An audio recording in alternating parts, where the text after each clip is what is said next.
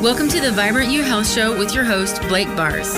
At Nature's Pantry, our mission is to lead you to vibrant health through the best nutrition, supplementation, service, expertise, and healthy choices. In this show, we aren't interested in fads or quick fixes. Rather, we want to get into the holistic fundamentals of health. We want to answer questions like, what are the underlying causes to health issues, and what solutions can help lead us to vibrant health? You can watch every episode and listen to the podcast by visiting our website at naturespantry.life. The Vibrant You Health Show is brought to you by Terry Naturally Vitamins and Solar Ray Vitamins. At Nature's Pantry, we strive to work only with companies that maintain the highest standards for quality and efficacy. Terry Naturally and Solar Ray are two of the absolute best. 3, 2,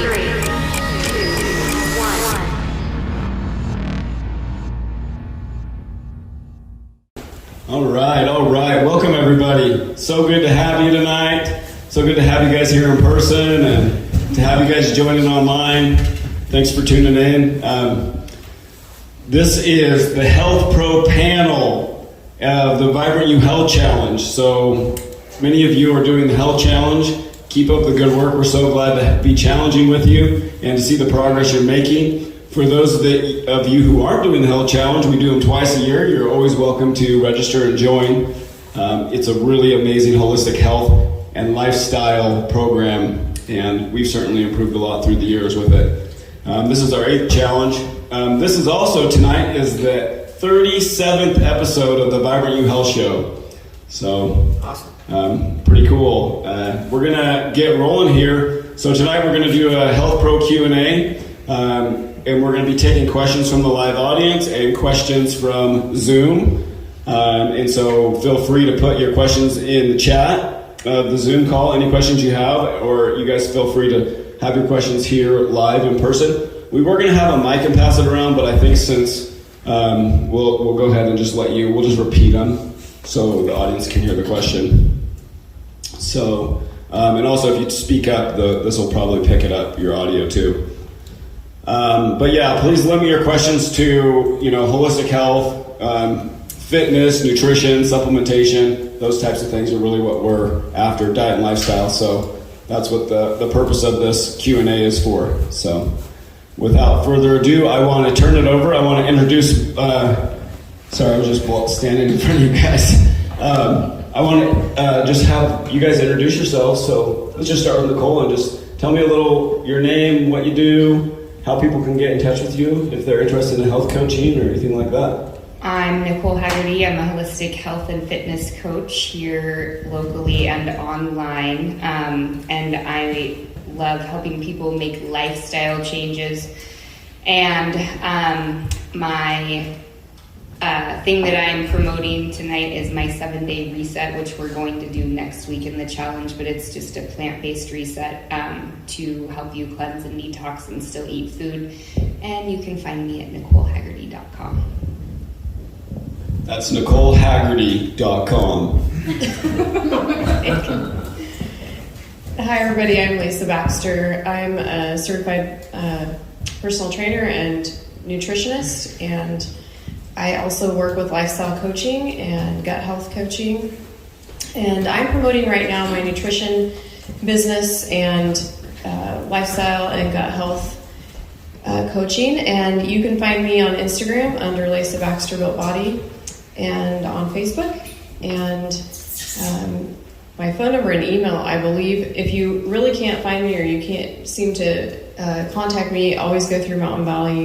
You can find me there too.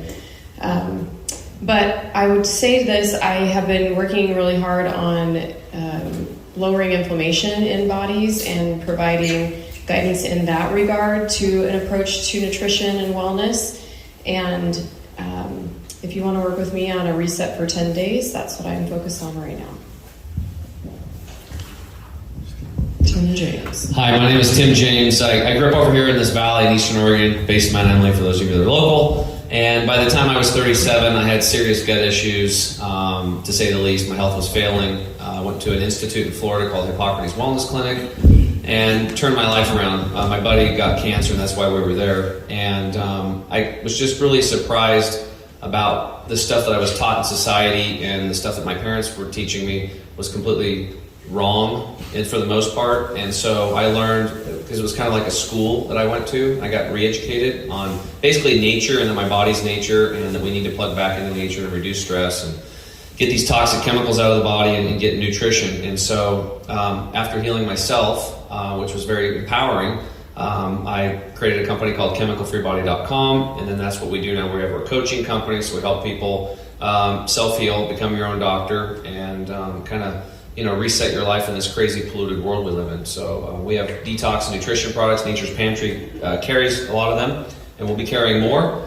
And I'm just happy to be here to share any questions or welcome in regards to your health, personal health, your friends, family's health, and public health as well. So thank you. My name is Summer Steele. I'm a licensed massage therapist and personal trainer. I have a few other certs, but I also teach self-defense, and I coach jiu-jitsu a little bit at my jiu-jitsu gym, Copperhead Jiu-Jitsu. Promote for George. I have ended up getting pretty deep in the weeds with health and nutrition because I myself have had Lyme's disease, and my husband was diagnosed with an autoimmune issue years ago. And when he tried to get help from his endocrinologist, and I asked if nutrition could maybe help him, he laughed hysterically. The doctor laughed hysterically at me, and so I decided, okay, I'm not going to listen to him. And I went home and kept geeking out, and eventually my husband went from needing radiation or surgery to no meds, no nothing. And it was just changing what he put in his body. And it really was an eye-opening experience. So that kind of lit a fire for me to continue pursuing that. If you want to reach out to me, mostly related to massage or training, Body Saorsa, and that is SAORSA, is on Instagram and Facebook. Hi, my name is Justin Hernandez. I'm a certified personal trainer, and I have about 16 years of training and experience in the field. And I guess what I specialize in would be sport performance training, specifically with middle school and high school athletes. It sounds like we're kind of telling a little bit of backstory about why we're here. If I were to surmise that in my walk in life, I would say, as a young kid growing up on the Nez Perce Indian Reservation, at a very critical time in my life, I fell in love with the weight room, and I was fortunate. Really? I was fortunate enough to be blessed with some athleticism, but the weight room provided me an opportunity to get off the reservation and play Division I football for the University of Idaho Vandals. And I guess one thing that I promote to kids is helping them become the best versions of themselves. And for me, that was in the weight room. And that is something that I still stand upon this day, and I train at Grand Run Fitness here locally. Awesome, thank you guys.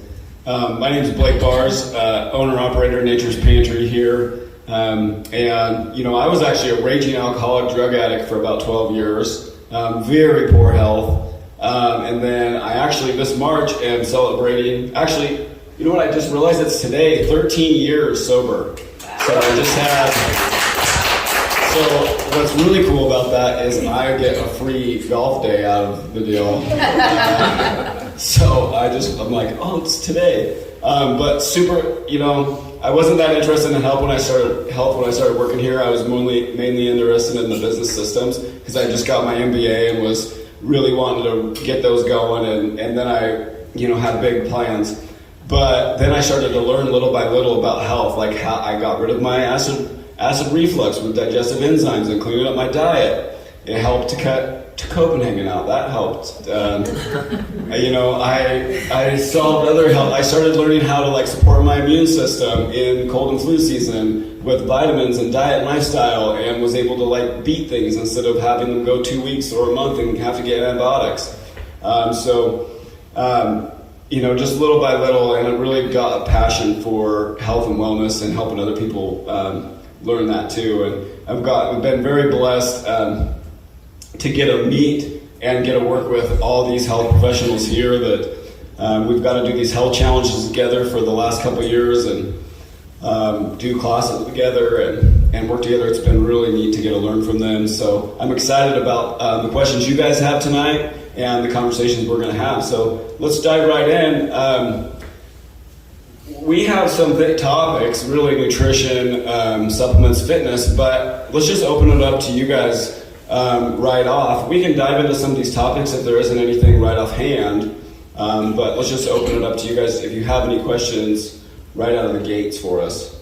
And you can direct your questions either to specific health pros up here or just general, and then we'll all kind of address it as we like. Does anybody have a question yet, or you want us to kind of go into some nutrition stuff initially? Go ahead. I just have it could be a general question, Mm-hmm. I guess. Do you guys have any foods or supplements or anything in that regard to promote liver health? Yeah, so the question is foods or supplements to promote liver health. I'm just gonna let Justin. Do you want to start, or do you want to have somebody else? I would actually like to pass this one probably to Lisa. Spencer and I actually were in the gym together this morning and kind of had a conversation about this. So I kind of know where he's coming from, and I would like Lisa or Blake and even Tim to kind of attack this one. Well, I'll start, and I guess I have some experience in this area because my dad's in liver failure, so I guess that's a poignant thing for question for me. Foods that support the liver naturally help your body to detox without harm, without force. Think of herbs and bitters. Think of things like celery, cilantro, mints, basil, some of those things. Things that taste dandelion root, there's a zillion, but things that taste kind of bitter to the tongue or to the mouth can naturally help support the liver and help naturally detox and calm and soothe. Some of the things that I think people forget about with the liver are the liver becomes inflamed. I think often people think about things like harsh chemicals, toxins, pesticides, herbicides, fragrances in lotions and candles and things like that. The things you use in your yard care, all kinds of things like that can have impact on the liver, but probably the number one for me that stands out is just how inflamed the liver can become when you eat a high inflammatory diet that is predominantly focused on starches first or sugars first. And you can relieve a lot of stress, and there's a lot of healing that can happen naturally in the liver by promoting a low inflammation diet. And that can happen by reducing added sugars, reducing artificial sweeteners and artificial sugars. They actually do just as much damage, even though they don't. I think our society's gotten so focused on calorie counting and they've forgotten about actual food and eating whole food. Supporting your microbiome with eating whole foods and having plenty of fiber, water, as much organic as you can get. And that's very basic. I could dive really deep into it, like we talked about, a 30-minute conversation, but I'm going to stop there and then let Blake. I think that's really good, and I want to hear from Tim and Nicole on this too, but I was just going to say that this will be a transition into Tim for this one. So one of the things that, there's two principles that should not be overlooked when it comes to health. It's nutrifying the body and detoxifying the body. And last I checked, I'm not sure that med school really goes into those, but from all the much reading and learning I've done myself, those are two really basic fundamentals of health that really shouldn't be overlooked. And here's the thing, 200 years ago, there wasn't near the toxin in the environment. In the air we breathe, the food we eat, the water we drink, the clothes we wear, the materials in our house, on and on.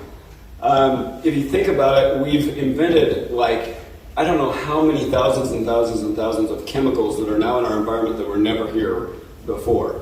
And so our bodies are having to deal with this. And so it's really important that we learn to not just decrease the exposure to these toxins, but also learn how to deal with these toxins in a way to get them out of our body. And I've really looked a lot into detox, and I know a lot of you have too. And there's several things that are super great for detox, like zeolite clay, apple pectin. Zeolite clay is a very powerful one for pulling toxins out of the body. It's a binder. So is bentonite clay, but zeolite, cilantro, milk thistle is great for the liver. Apple pectin is what they used after Chernobyl to pull radioactive toxicity for people successfully.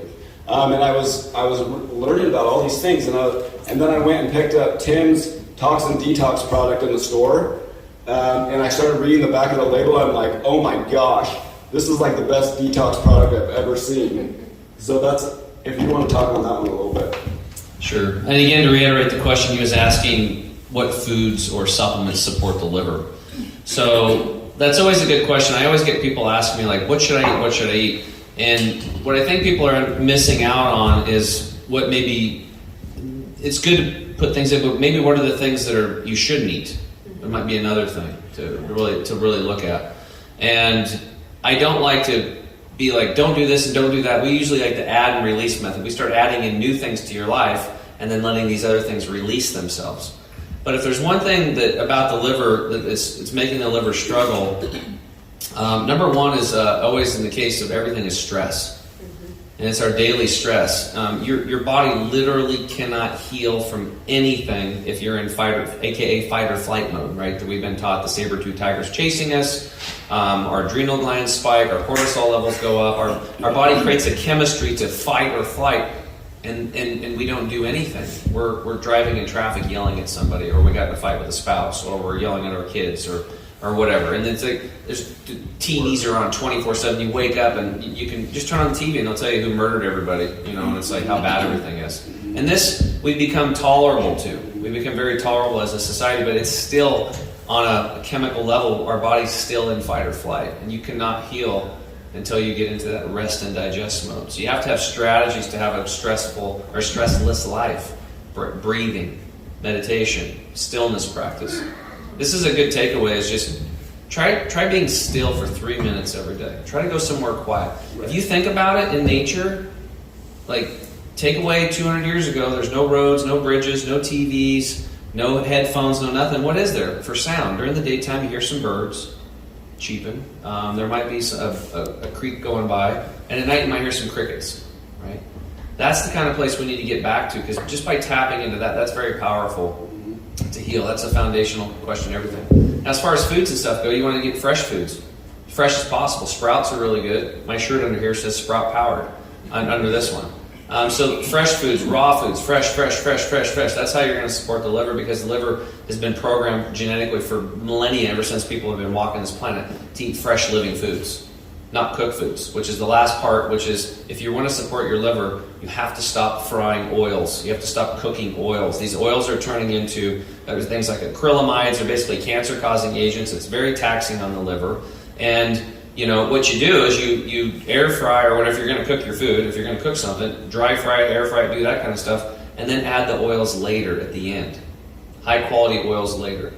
But do not cook your oils, because it's really taxing on the liver. Yes, thank you. And I just want to add that my 7-day reset focuses on detoxing the liver and liver health, and the foods in there are specifically picked for that reason, because our liver is our filter. So we want to detox that first. Things like cilantro, dulse, barley greens, spirulina, wild blueberries, dragon fruit. Those are my top foods I would recommend for the liver and supplements. Yeah, and a plug for the 7-day reset. We're doing that week 3 of the week 4. We're going to introduce it week 3, and week 4 of the health challenge, we're doing the 7-day reset. And I'm actually going to probably do it 10 days. I'm going to do like a Daniel fast for 10 days with Nicole's program, which is basically just whole food.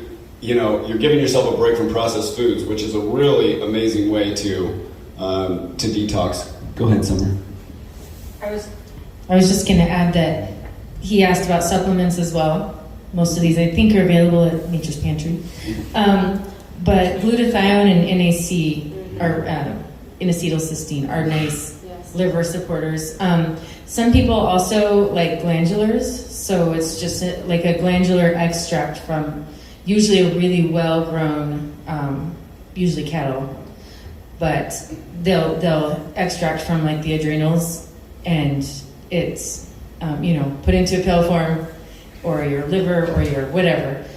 Some people swear by those. I have only tried them out a little, so I couldn't say a ton on those, but I do know that NAC, as far as like daily. Yeah. Or pretty consistent liver support or glutathione Yeah. are both pretty great. Right, they're both, that's a chelator. It helps pull toxins out of the body. I was going to say earlier, to kind of tie things together, we talk about all these toxins because your liver is the organ of the body that is really a cleaner. It's very much in charge of processing toxins, and it will store toxins if it gets overloaded with them deep inside the liver to protect your body from it. And it will hold other things like nutrients and things your body needs on the outer layer so it can access them when it needs them. And so what we're talking about is when your body gets overburdened with toxins and the liver gets plugged up, that's when we start to have various disease manifestations of different types. And that's where, doing a detox, doing fasting where you give the body a break from even eating, like the rest and digest. So this was recently, I've been learning about this recently. There was a doctor who had multiple different kinds of health issues come at him, and one of the first things and nobody could solve them, and one of the first things he always did was like a 3 to 10 day fast with water and no food, and these people would miraculously recover. And he gave the analogy of if you're going to fix the New York sewer system, you're going to make sure you turn off the sewer system before you go in to make the repairs. Then you're going to make dang sure that you don't turn it back on until you get out and the repairs are done.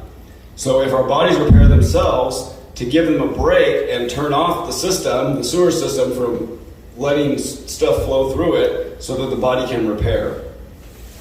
Can I say something? Please.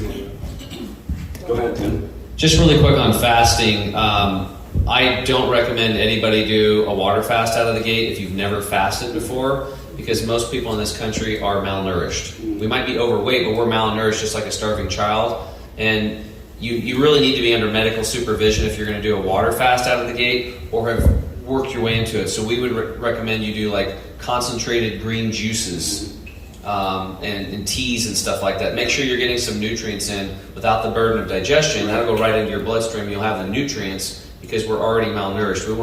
You can see some people with their tongue hanging out and their eyes are going to be down if they go right into a water fast out of the gate. So I just wanted to relieve people from that or thinking they have to do that. But once you work your way into it, a water fast in 3 days will completely reset your immune system. It's a very, very powerful way to heal. Yeah, that's a really good point. And that's where like Nicole's 7-day reset is really great because you're eating the whole time. And that goes back to what we talked about initially was it's first, like Tim always says and you guys say, nutrify the body before you try to detoxify. You do not want to start detoxifying from a weak state. You want to nutrify, get the body everything it needs to do what it needs to do, then start that process. I think one of the things that hasn't been addressed, I think, is pretty critical. That's very basic, and because a lot of what we've said can be very overwhelming. And so Tim mentioned rest digest, you mentioned rest digest, but what does that mean? And I think so many people have failed to realize what rest and digest means. Digestion starts with your brain and thinking about your food and preparing your body and your mind to be ready to eat food. And we are in such a rushed, crazy, go 100 miles a minute, flipping the laundry over while I'm stuffing something in my mouth phase of life right now that we are putting ourselves actually in the fight or flight mode while we try to eat. What's interesting is when you're in fight or flight, your saliva production, so where amylase, which helps to start breaking down food in the mouth, your pepsin production, and your hydrochloric acid production in the stomach that help you digest your food are actually tamped way down because your body's right now preparing to be in stress mode. I got to be ready to go. I got to be ready to go. It's not... Blood goes to the extremities and not to the gut where it's needed. So digestion is then put on the back burner. If you're not digesting, even if you're eating 100% whole foods, you've eliminated foods that have pesticides and things like that on them. If you're not taking the time to chew your food, masticate your food 20 to 30 times in your mouth, which seems like forever, let me tell you that I've been trying to practice it lately, and it is like almost, it's tough.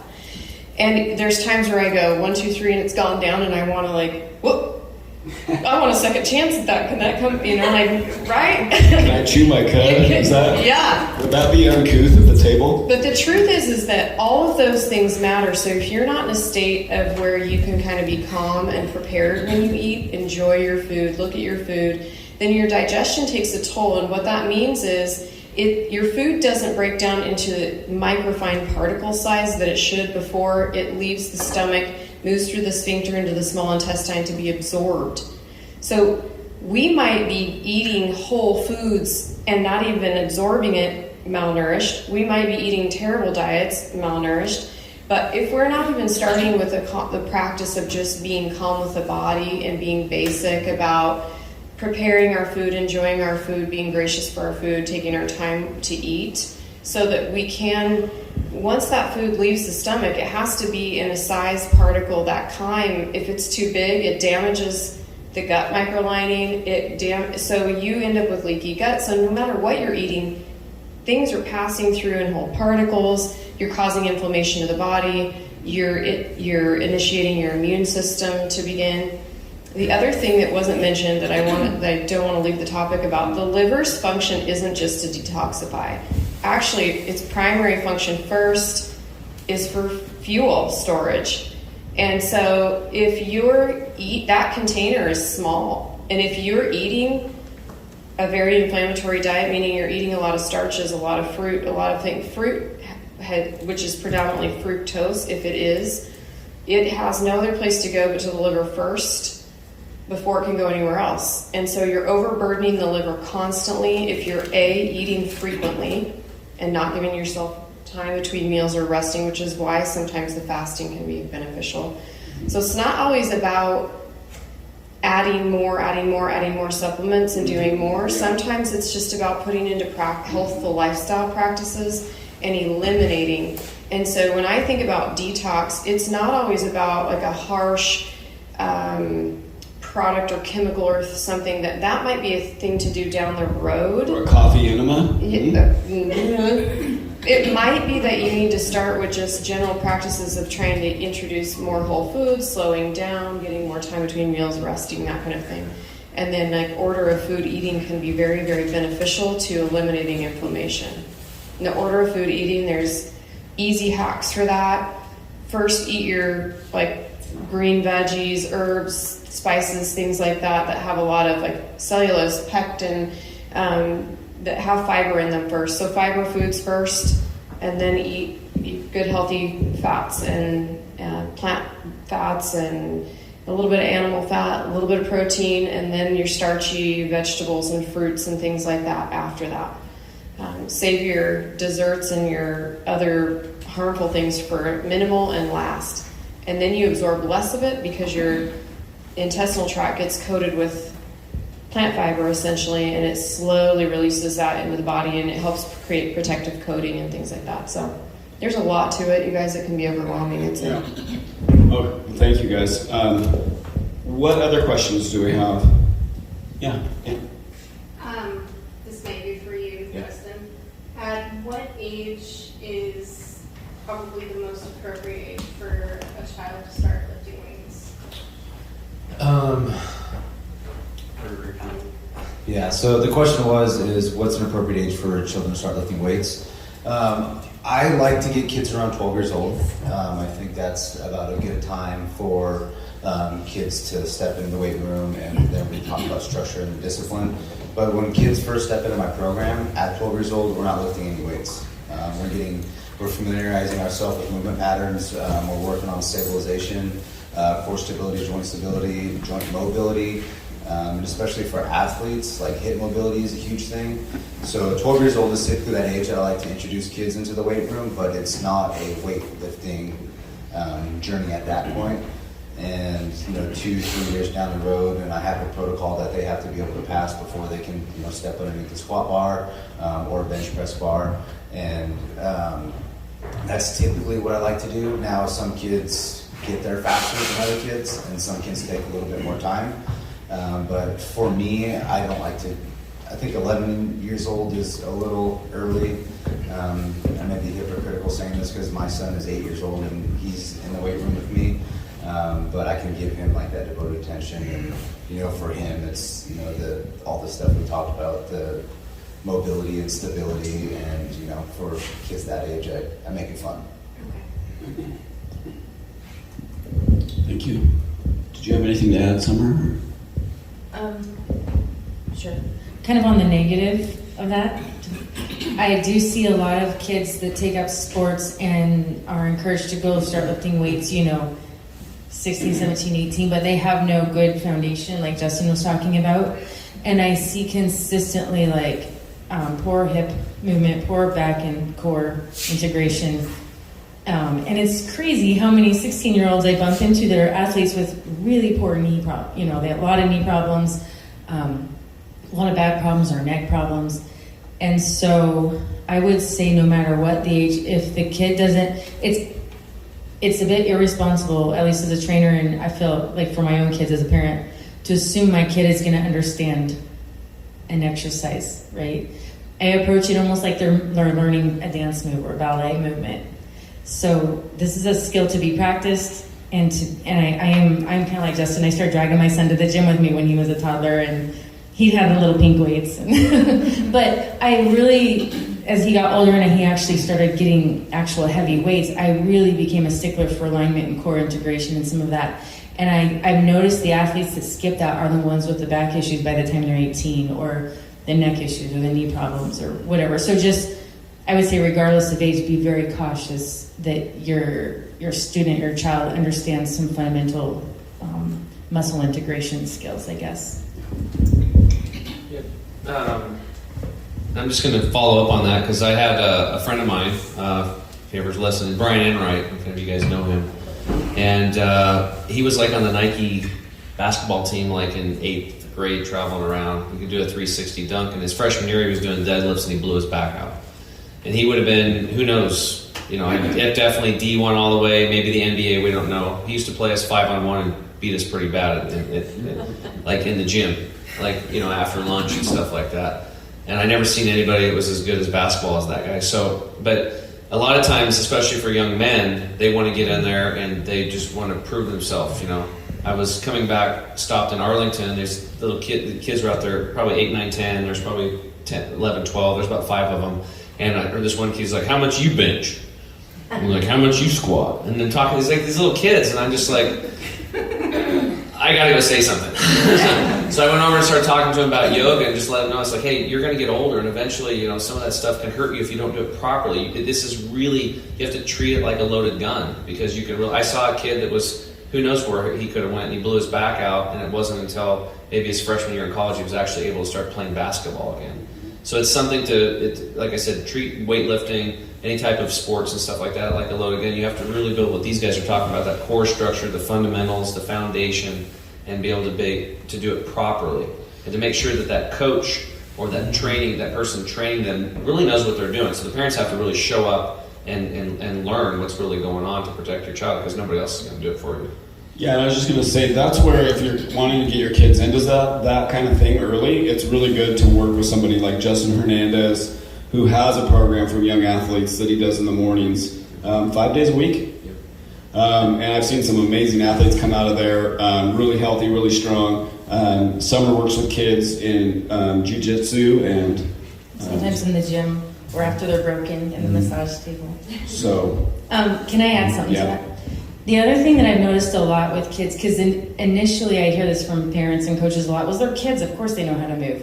But a lot of the skills that would have been teaching them how to move as they developed, literally from the time they were infants, have been interrupted, starting with car seats, and a lot of time in car seats, and then through time at a desk in school. And so these natural movements of crawling and squatting and lifting and hanging that are all really important for spine and hip development have kind of been cut off at the pass, right? So a lot of kids, you'll see them really want to get active, but they have all this back pain or all these knee issues or whatever, or like Justin or Tim was saying, they blow out their back. I work with students, especially female athletes, all the time, starting in about 8th grade with blown up knees. And so just understanding that just because they're kids doesn't mean they know how to move properly. if they haven't had that proper foundation, if they've been sitting hours a day at a desk at school, or wearing really stiff shoes interrupt some of the development that can happen in your feet, and what happens in your feet affects you clear up to your neck, so yeah, kind of, it's a loaded question. I could talk all day on this topic, but to understand that the sort of things that Justin does with building really basic, well integrated movement patterns is probably setting them up for a lifetime of success, whether they want to play football on the weekends with their buddies or become a world-class athlete. Yeah, I spent a few minutes with Justin in the gym when I was getting lined out, and within 2 movements, he's like, "Oh yeah, your hips are super tight. You got problems, man." And so he's really good at seeing that stuff and helping you adjust it. And then Summer, I go to her for massage, and it was like she could point out the things that she knew, "Oh, you have pain in your hamstrings, huh?" And I was like, "Yeah, how'd you know that?" So, good resources for that kind of stuff.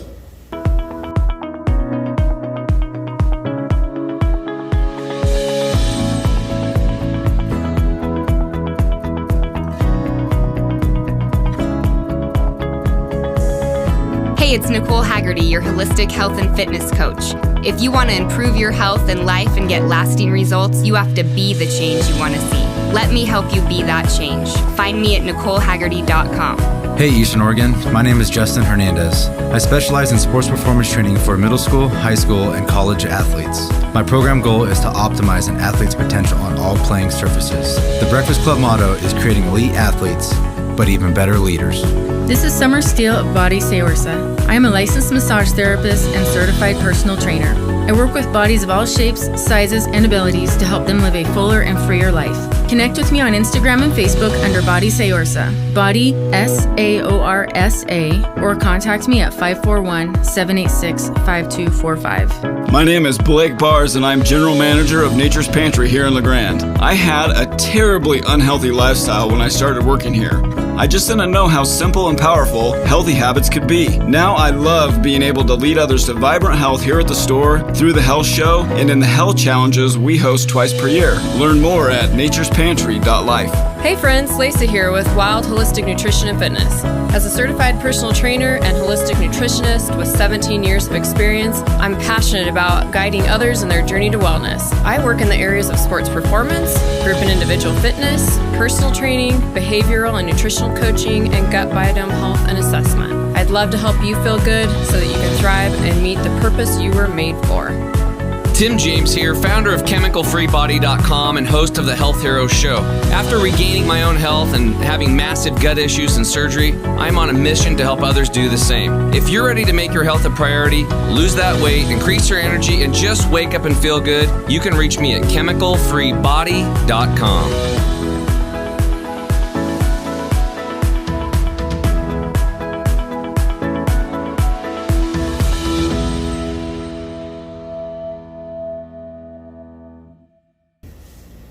Okay, do we have a question in Zoom, Faith? It says, where do you start with an anti-inflammatory diet?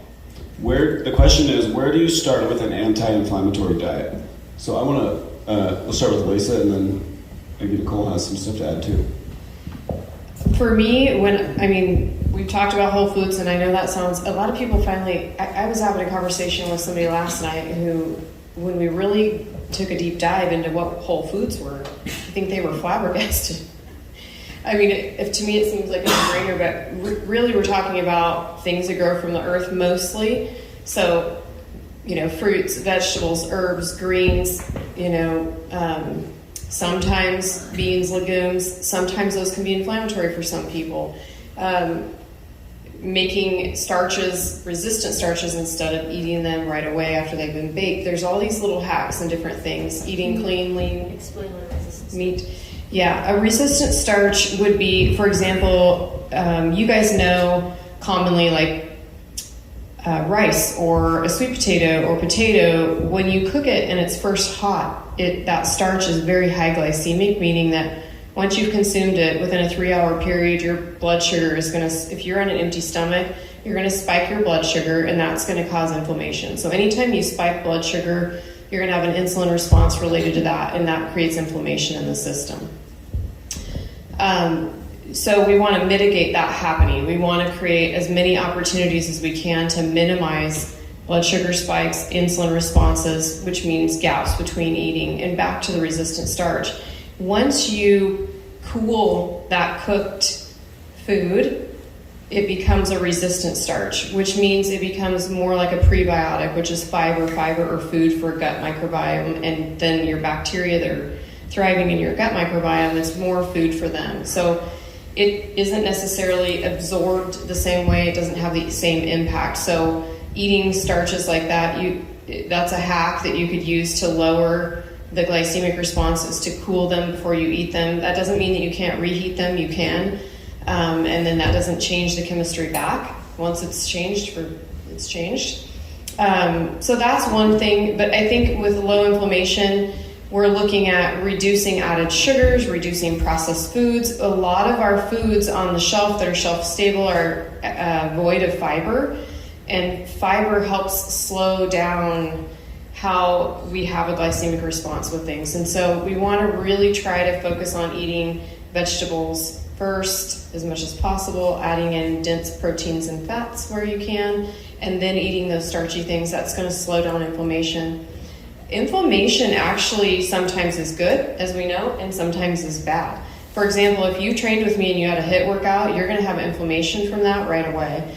And it's intentional inflammation. What that means is that the body has produced a blood sugar spike and insulin spike because it's priming your muscles to shuttle your next meal right to that instead of to be stored as fat. So it's actually an opportune time. It's the same thing that happens when you sit in a hot sauna or do therapies like that. It'll cause an insulin response, but it's actually priming the body for glucose to go to the right places and not burden the liver, not be stored as fat. So my first approach would probably be more of elimination, what's garbage, and then introducing whole foods that are going to support you having around less, like 30 milligrams per deciliter of a blood sugar spike instead of 100. So you're kind of doing rollers instead of causing tons of inflammation. And then getting gaps between meals and giving your body a rest from digestion, a rest from insulin being in the system, so that all your other hormones, growth hormone, which is huge, can repair, and your sex hormones, all those kind of things that are important for your function, can actually do their jobs. And then, yes, I love the elimination diet because everybody's body is different and we all have different responses to different foods, things like corn and soy and wheat, other grains, processed grains, things like that. So I would recommend like an allergy test to see what you might be having a problem with, and then an elimination diet, and then slowly reintroduce things, but also to touch a little bit more on what Lisa was saying about spiking blood sugar. When we mix fat, even healthy fat like nuts and avocado, with grains, that is a big blood sugar spiker. And also those starchy vegetables with fat, that also spikes the blood sugar. So one of the best things you can do if you are really inflamed is to stay away from fat, even healthy fat, with those foods, and that can help reduce inflammation too. And then of course eating tons and tons of vegetables, leafy greens, things like that. Eating fast with vegetables is good. Eating grains with vegetables is good, but grains or starches with protein is not a good food combination. Is that? One of the things in my 10-day, you wouldn't have, in the 10-day low inflammation plan that I have, there wouldn't be grains in it anyway, at all. And so that would be a non-issue. But there's so many things, you guys, that will create inflammation and spike, and each person is different. So I know Nicole and I briefly discussed this, and I know we both studied it, but women's cycles, different times in their cycles, will cause inflammation and spikes. If you don't sleep well the night before, if you don't get good rest, and you drink a black coffee with nothing in it, it'll cause a blood sugar spike. It'll cause a cortisol reaction. If you had good rest the night before and you had coffee the next morning, you'll stay flat. It's very interesting. if you had a donut, you know, like on an empty stomach, what that's going to do. That's going to cause inflammation. If you pair a donut with a black coffee, it's going to go boom. But the black coffee on its own with rest won't do it at all. So there's all these nuances, and different people have different responses. You'll see trends right now. It's very, very common and popular. I'll be doing one soon to have a continuous glucose monitor to monitor what actually is doing that to you.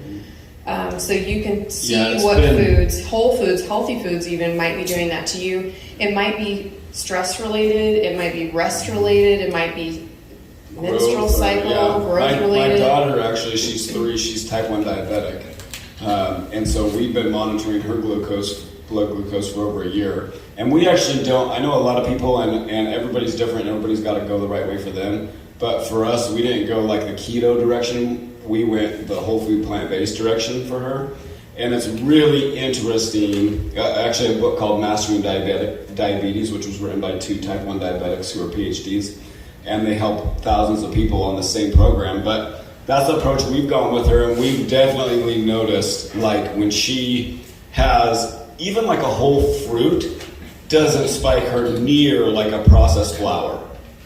Processed flour, processed sugar, that stuff is like, you know, or if you mix that stuff with fat, is like, you're dealing with issues for like 2 days of crazy blood glucose situations going on. And here's the thing, right? Like, sugar in the blood is feeding every kind of disease you can imagine. So if you're having high blood sugar, that's not a good situation for your body. It's causing inflammation, it's feeding any kind of disease that you have over the long term. And so you want to really have that regulated. And so we've noticed, like, when she eats like vegetables are just no problem whatsoever. Fruit, certain fruits like bananas for her really spike her, but it's not as bad as like eating like a saltine cracker or something. That's way worse than a whole food. You know, it's kind of like, how did God design this and package it versus how did man take something and pervert it and screw it up? So that's kind of a lot of times how I look at it, is how was it made? And that's probably the form that is best for my body. Did anybody else have anything to add to that? Okay, what else? What other questions? Is there any more on Zoom? Okay, go ahead. Margie? So you've said many times it's best to eat like your vegetables first in the day versus your fruits and grains, because typically breakfast for most Americans is fruit, toast, cereal, and then you have your vegetables and your starches and your proteins for dinner. Is it best to reverse that? So the question is, what's the best time of day to eat certain foods? Like, should you eat fruit in the morning, vegetables in the morning? What's the right way there? I think out of 6 of us, you're probably going to get about 4 or 5 different answers on that. But you got to figure out what's best for you. And for me, like, I do really well with like fruit in the morning. I think I probably should look at, if I'm mixing that, what I'm eating with that. It might be better to just go fruit, because I do peanut butter toast, and that might not be really the best thing to mix with the fruit, honestly. But and it depends. Lisa's like, no go. You need to cut that. The 2 of us, our eyes just went. So that's where I kind of got to rethink it a little. Whereas like oatmeal and fruit, would probably be a little better even yet, or even just no. You guys and your no oatmeal thing. I don't know about that. We might have to have a conversation after That's what I this. have almost every morning is oatmeal. Thank you. Yes, please. I mean, this all depends, and it depends on, every human's unique. And that's why it's like test, don't guess kind of a mentality, I think.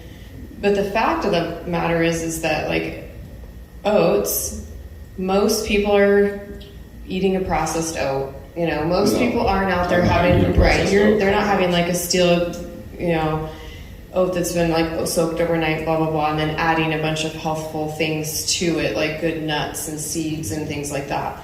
So a lot of what's happening is you're getting like a Quaker instant oat or roll, like an oat that's already pre-processed, it's easily digestible, it blood sugar spikes, they're having fruit on top of it, honey, steep, like all the things that also, I mean, I think what's interesting is there's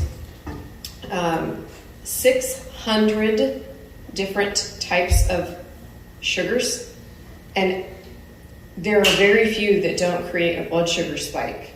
And so it depends on what type of, like, are you on an empty stomach? Are you relaxed? Are you calm? What you combined the food with.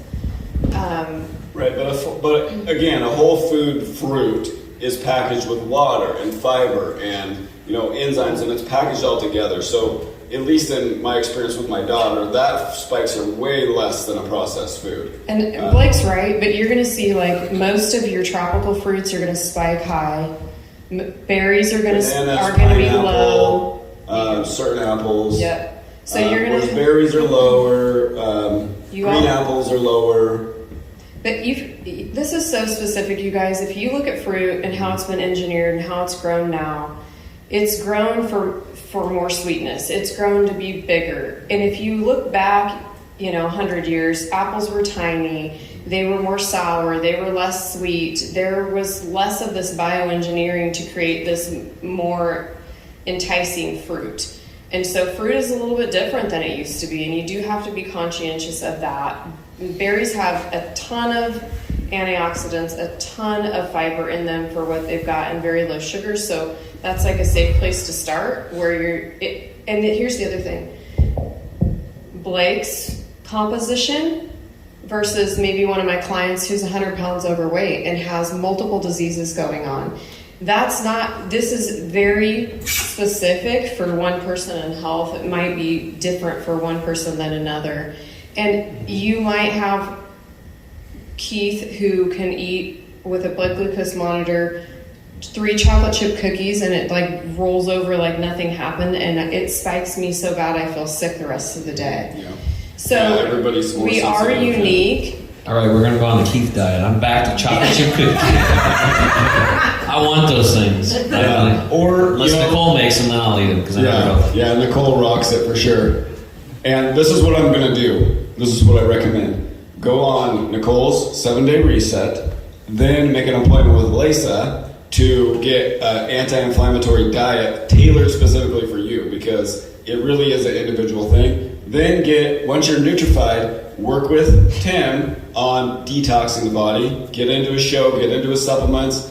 Then once your body is like humming, we're really rocking, feeling good, then we're gonna go do some jiu-jitsu with Summer, get a massage, and then Justin's gonna get me in the gym and we're gonna be squatting and benching. So, here we go. So Margie, you were asking about when to eat foods during the day, breakfast, lunch, and dinner. One thing, I've worked with thousands of people, and what I've learned from the Hippocrates Wellness Clinic that's worked with over 700,000 people is that they have many people coming with stage 4 this, stage 4 that, fibromyalgia, MS, all these things. And there's also Olympic level athletes going to places like this. And I've worked with those types of people all in between. And half the people I've worked with have had cancer. But some people just want to lose 40 pounds. Right? Some people want to get off their medications, whatever. They want to look more beautiful. They want their hair, slow their gray hair, whatever it is. There's foundational things that, and like Blake said, there might be different opinions. But what I found out that works the best is that people, instead of eating a heavy breakfast, they do a vegetable juice in the morning. Some type of a green juice and teas and these types of things.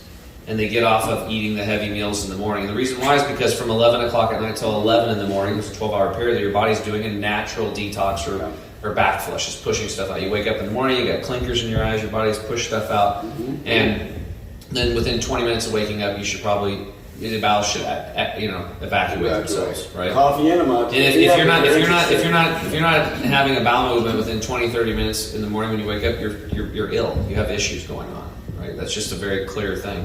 So from 11 o'clock at night to 11 in the morning, you're doing a back flush or detox. If you have break fast, you're breaking your natural fast and you're stopping that natural detoxification process. And more today in this modern polluted world, we don't want to do that. So what we want to do, because we're malnourished as a society and all the working class around the world now, is we want to flood the body with nutrition with very little effort on the digestive tract. It just goes right through, It's already pre-digested. It's juice.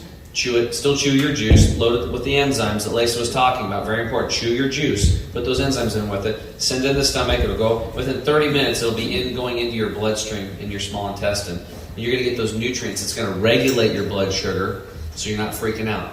Now, for those people that are type 2 diabetic and bulimic and anorexic, we're not giving people permission not to eat or to, but if they're diabetic, then they might have to eat a monolithic diet in the beginning. So in the breakfast thing, would switch from bacon, eggs, and pancakes and hash browns and all that yummy stuff to a bowl of quinoa or a straight leafy green salad with very simple stuff on it. Maybe just some light cold pressed oils and some maybe some lemon juice and some brackets of aminos until they heal themselves enough, right? Until they can get on that liquid nourishment thing only. So that's kind of the big takeaway, is to stop eating heavy meals for me in the morning, and we get people on liquid nourishment. And then the heaviest meal of the day is lunch, because that we have the access, we have more hydrochloric acid. It's peaked at around between 11 and 2, 130 at the highest. So if you have more assistance of breaking down those heavy proteins from higher hydrochloric acid content, that would make more sense to have your heavy meal during the day and then have a very small light meal at night, preferably before 6 p.m. But you can, if you're eating at 10 p.m., then maybe your goal is to stop eating at 9 and then work up to 8 and then to 7. And over a 6-month period of a year, work your way down to 7 to 5 in that range, 6 o'clock. Yeah, if you can get 6 hours between meals, that's really good. If you get to a point, and I know a lot of people who get older and they have gone to like 2 meals a day, and I agree with Tim, like that body's natural process of detoxing from night to morning, like that's a really important thing like to capitalize on. If we're talking about healing the body, then let's work with the body's natural rhythm. Go ahead. Do you got something smart to say? Are you gonna argue? I am gonna argue with you guys. I like it. I think it's important to know that we do have different approaches, and I think that it's really critical that, like Blake was talking about, obviously we all have knowledge and we all have expertise in certain areas, and we all respect that about each other. We might have different approaches. I think what's important for everybody that's our audience and those that might be wanting to get help and work with us is to know that intuitively, like, I'm really aligning with what Blake's saying, and so I want to work with Blake. I'm really aligning with what Lace is saying. I want to start there. My recommendation to you would be really hear out and listen to what your health professional, what their background is, what they study, what their experience is, and why, and align with what you feel like is going to be right for you. I definitely feel like one of the things that people and our society and a lot of professionals are forgetting is that we aren't just a human body isolated alone. We have and I touch on this a lot because it's something that's emerging science, but it's starting to become more common knowledge, but it's just not there yet. But we talk a lot about microbiome. You have like 100 to 300 trillion bacteria living inside of you that are creating more metabolites than you have DNA, and they're doing jobs for you, and they're working, and they actually need to eat. They have to have food. And so even though there are times that are appropriate for us to fast, there are times for us appropriate that we need to rest and digest, there are times for that. You do need to feed them, and there are things they need to eat. Or they cannot thrive, they cannot live in you, and they cannot do daily functions for you. So to give you some examples, they help with hormone function, with sex hormone function, with growth hormone function, with anti-inflammatories. They make short-chain fatty acids for you. They help with blood glucose regulation. If you're in any kind of dysbiosis or just have diminished numbers because you're not feeding them properly, meaning like you're not giving them a breakfast, they actually, this is a weird thing for a lot of people to understand, but the bacteria that thrive inside of you have their own circadian rhythms that aren't yours. And so they actually wake up and have a time, and they need fed too, they have a function. So there are things that I think are pretty important. I definitely include animal proteins, and I'm not totally plant-based. I do encourage whole foods, clean, lean meats and eggs and things like that. But I want to be honest about like my approach. It does include, animal proteins, and I think that's actually a pretty critical piece. not everybody is going to align with that, and some will and some won't. But I just I think that's a really good point about the individual need of the individual person and each person's approach. And I would just say, like, I've listened to these guys a lot and agree with 99% of what they say. And I've read tons of health books. And here's the thing that I always tell people: you need to take what you're going to take and leave what you're going to leave. Not every single person is the gospel truth, right?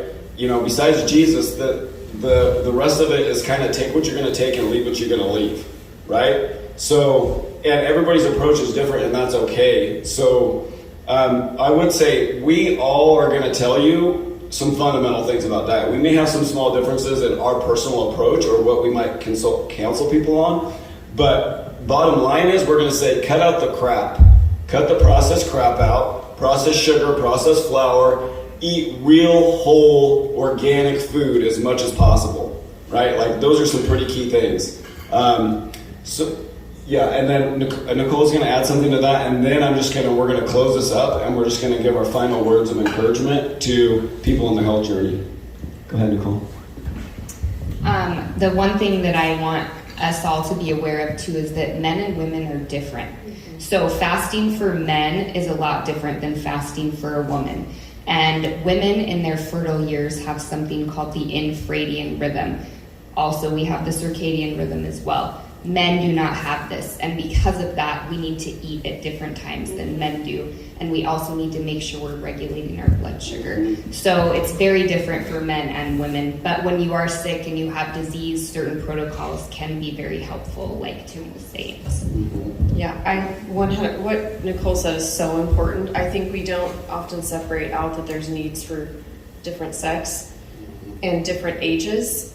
I mean, if you're an aging male and you're different body types, like what I was pointing out with, your goal is not weight loss, but a lot of the people that I'm working with, Lord, please. But a lot of the people I'm working with are like, hey, they might be athletes that are like, hey, I want to trim down till I have 6-pack abs, or they might be somebody who is literally going through cancer, or they're diabetic, or they're so inflamed, their joints are inflamed, they can't, functional movements becoming difficult. And so it's a totally different approach versus maybe a high school athlete that's already at 6% body fat and eating well. Yeah. I mean, I shouldn't say a totally different approach because you're still eating whole foods and healthy foods and making good choices, but the approach could be different in what we're trying to gain. 100%. Trying to reverse a chronic disease at older age is totally different than a young athlete trying to prepare for some competition. And did anybody have anything to add before we go into closing remarks? So let's just start. Nicole, is this on? I can hear you. I think it died a bit ago. You were getting some issues with the... No.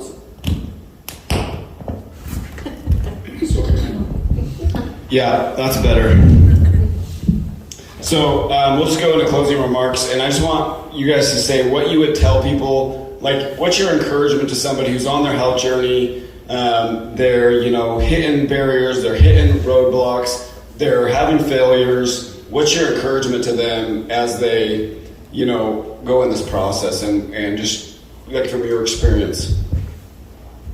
I would just say just try to be a little bit better than you were yesterday. That's the goal, is just do a little bit better than you did the day before and take it easy. And honestly, like they say in AA, one day at a time, 1 minute at a time if you have to. Don't beat yourself up if you make a mistake, because ultimately every minute is brand new and it's all just a part of the process. And learn from it. Don't feel guilty about it. Just say, oh well, so I ate that piece of cake. Well, enjoy it first of all, because like Lisa was saying, you don't want to put yourself in fight or flight and then not digest the cake. Enjoy it, like it, whatever you have to do, and then just say, okay, that was a learning experience, and move on. And just don't beat yourself up. Amen, sister. Nice job. I think for me, I think of like if you're here for real meaningful change, if that's why you showed up to the challenge, if there's something that's been weighing on you, something that you're dealing with that's challenging, something in your health that's gone awry, something that you just, it's like, you know, it might be different for everyone. For Blake, he's like, I want to have a 12-pack. I don't know that to be true.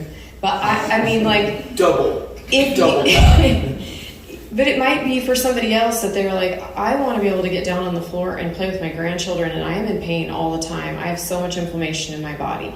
And for the next person, it's something else. But if there's something that's really on your heart, and that's the reason you showed up, I want you to listen to that, and I want you to think about being all in. And I want you to ask yourself the question, am I really all in on making meaningful change? When you're all in, it doesn't matter necessarily where you start. Pick one thing, make it simple, make it one simple thing, and you can make a list of all kinds of things you want to do. Kind of put those things in a prioritized order, and then put those on the back burner for just a minute and let your body just focus on that one thing and be all in on that one thing. And to me, I feel like that helps sustain meaningful change. And it's a game changer for people. When you're kind of 1 foot in the door, 1 foot out, you know, I'm going to be starting a 75 hard challenge again within a few weeks. And I've encouraged a bunch of other people to follow suit. And I was in discussion with some women last night that are going to join me. And one of them was having a real hard time with the idea of giving up her Diet Coke. And I thought, well, that's where you should start. Like, that's the one thing that you're clinging to for dear life, you know? But so in those kind of ways, like, think of the things that maybe start there. What's the one thing that I know isn't right for me, but I'm clinging to that needs to change? And maybe that's the one meaningful thing, and then just be all in on that change. Like, you're going to go gangbusters for it. Thanks, Lisa. All right, so first off, I want to say thank you to all the challengers for showing up for yourself, because that's, to me, it's like, it's just boils down to simple, pure physics. What you put out is what you get back. So by coming into this challenge and doing this challenge, you're actually demonstrating to the universe that you love yourself. And a lot of people have a hard time around that, especially guys that live in Redneckville over here in Eastern Oregon. So this is a really good first step. And, you know, you're actually showing that you're making your health a priority. And that is a very important thing, is making am I making my health a priority? And if you start loving yourself and you make your health a priority, and you come to challenges like this and hang out with people like us that have been through the gauntlet already and come out the other end pretty good, we from a point of love, we really want to share this information with you, because, like, I was suffering, and I know a lot of the people here were also suffering, and the health was a huge gateway to get us out of that suffering. And life is not supposed to be like that. We should be going, we should just get healthy, and then let's go have a life, right? It should be a constant, every year, decade after decade, trying to figure this stuff out. It is not rocket science. There's basic fundamental principles that are going to work, and it's going to be different for each individual, what your age, your sex, and all that other stuff. So you just have to try things and see if it works for you. You have to have first-person experience. We gave you tons of stuff tonight. Pick the one that resonates with you the most. Go take action on it. See if it works for you. If it does, keep it. If it doesn't, pitch it. Go to the next one. Take action on it. Work on it. See if it works for you. If it does, keep it. If it doesn't, pitch it. And build your stack. Everybody's stack is going to be different than the person sitting next to you, and there is no competition. So, again, just love yourself. Make your health a priority. Get first-person experience on what you've learned, and then keep the stuff that works, and just keep at it. Yeah, I want to high five you guys like all of them. So I think you'll notice the commonality, and that is stuff has to happen in your brain before you'll make any sort of lasting action. And I knew you were going to say that. Sorry. But one thing that I have found really useful in my own life along those lines is a lot of times, and I've been here myself, especially with Lyme's disease, it just puts you to bed some days and says you're not allowed to get up for a few hours. So whether it's Lyme's disease or an autoimmune issue, or maybe a mental health problem or a weight change or an inflammation issue, whatever the issue might be, the question that motivated me to, okay, you have to get up and do something, was, can I still be here in 5 years? And that 5-year question, first of all, it depressed me. I was like, oh no. And then the thought that I won't be here. I will either go forward or backwards. If I do nothing equates backwards. It doesn't mean my health will stay where it's at. It will decline. And so asking myself that, and then just deciding, okay, then what is next? And that one thing might just be, all right, I am going to hydrate today, or I'm going to, like they were saying, start out with some whole foods. And along those lines, another thing that I have bumped into a ton over the years, 20 years of training, right? And people will tell me all the time, well, you know what? I was going to start my diet this week, but my friend invited me over. We had a couple beers, and next Monday. So my mom and I call it the Monday diet because all your good intentions went out the window with like a piece of chocolate cake or one bite of your kids' macaroni or whatever it is. And then you push all the intention you had to take care of yourself out till next Monday. I don't know what it is about Monday. But that idea that, no, you blew it, okay, like Nicole said, and finish the chocolate, enjoy it, taste it, and then the next bite after the chocolate is something nutritious, and you're moving forward from that mistake. You're not throwing it all out the window till next Monday. So just those two things. Can I be here in 5 years? What is that going to do? And then understanding you won't be there. You'll either be forward or backwards. Sit with that.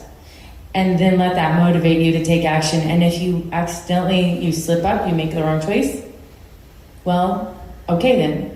What's the next thing that goes into my mouth or the next thought in my brain? Make that next moment a change, a new moment, like Nicole was saying.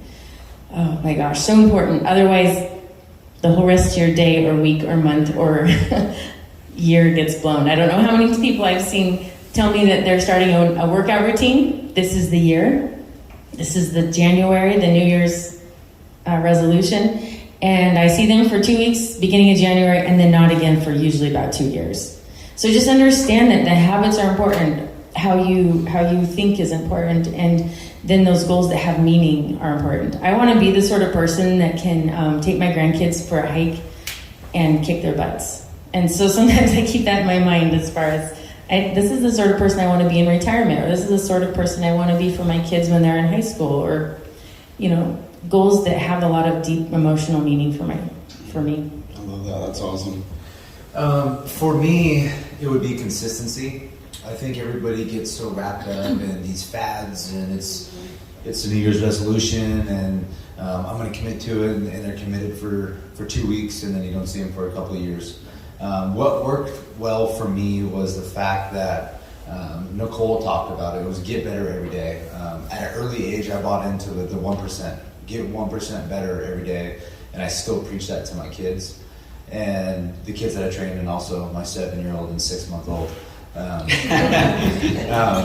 it's not just 1% in your nutrition. It's 1% nutrition, spiritually, mentally, physically, in the weight room, in the classroom. You start to add all these small successes up, and by the end of the week, like, you're rolling. And that was huge for me specifically, and it's something that I teach my kids. But if you are exercising every day, moving, drinking water, eating whole foods, I mean, we're better than 80% of the country and maybe the world just doing those 4 or 5 simple things. And it's to understand that this is a marathon and not a sprint. And we talked about the Diet Coke was brought up. Like, that's probably the first thing that needed to go. 425 days ago was the last time I drank alcohol, and it's been like the best decision that I've ever made. And it was like it was a weekend thing, because it was what we like to do on the weekends. And that was a grind. But, if you can start to see those things that are bad for you and say, I need to eliminate that, let's find a way to do that, and not just like rip it away from your hands immediately. With the Diet Coke thing, it's like, if you drink 5 or 6 a day, let's try to go 1 a day for a week. And then let's go to maybe just a couple ounces for the next week. And then let's replace that with Zevia. And then we're not just like, you're not just getting punched in the face right from the very beginning when you're trying to change your life, but you're making these compromises and start to make sense, and then that turns into water. But it's just understanding those consistent battles, and once again, that 1% every single day, and it adds up fast. Yeah, absolutely. Thank you for that. As a nation, we're the sickest and most medicated people on the planet because we've traded the fundamentals of health for fast food and quick fixes. And we got to get back to the basics. Sleep, water, exercise, nutrition, the basics. And, I just want to encourage each of you that you were made for a purpose. And you're going to fulfill that purpose to the best of your ability if you can be the best version of who you are. And first step of that is taking care of yourself and putting your mental, physical, spiritual health first, and making sure you're making time for that every day. Because it's really easy in this world to put yourself last and not invest the time. So, I just want to encourage you guys to, that small habits lead to big change over time. And so you should invest in your health because you are worth it. Love y'all. God bless y'all. Thanks for the night. Thanks for the health show tonight. Everybody high fives.